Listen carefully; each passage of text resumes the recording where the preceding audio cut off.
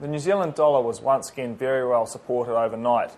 The overnight high was around $79.50 against the US dollar. The New Zealand dollar has gone from strength to strength since the Reserve Bank of New Zealand reduced our official cash rate by 0.5% back in March.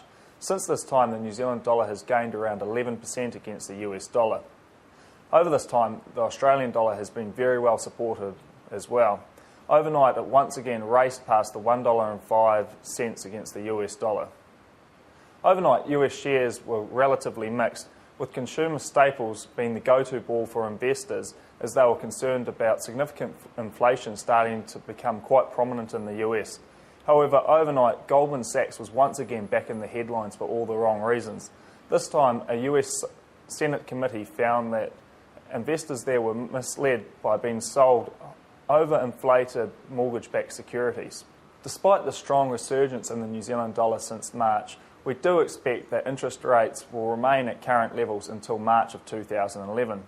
The reason for this is that RBNZ did say in a statement before the drop in the official cash rate that they were looking for a sustained period of economic activity until they were likely to raise the official cash rate. The New Zealand economy has no doubt been dented from the Canterbury earthquake, and so this is why we think the emergency level of protection at 2.5% will remain in place for some time yet. Of note, yesterday the Performance of Manufacturing Index was released. This showed that the index had once again fallen largely due to the Canterbury earthquake. However, the index did stay above 50, which means a positive territory for this particular index. Of particular note was the divergence between the North and South Island. The Northern North Island and Central North Island showed a significant gain over the last period. However, the Canterbury and Otago areas did show a significant drop in the PMI index. This is largely a reflection of the outfall from the Canterbury earthquake. The Chinese juggernaut continues to support the New Zealand economy currently. Whilst most Western economies are struggling to maintain any sustainable economic growth following the global financial crisis, the Chinese economy has been struggling to cool itself. They are currently faced by a consumer price index of around 4.9%.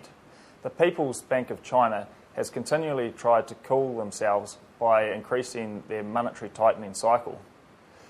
For the New Zealand economy, high grain prices have really supported our beef, sheep and dairy prices recently. We expect that these high prices will be sustained for a longer period of time.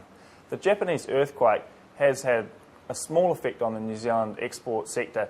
However, we believe that the underlying fundamentals will be positive recently. This is due to the fact that the Fukushima nuclear plant has spread radiation into the Japanese food sector, and this should widely support the safety of New Zealand food being demanded in the likes of China and Japan.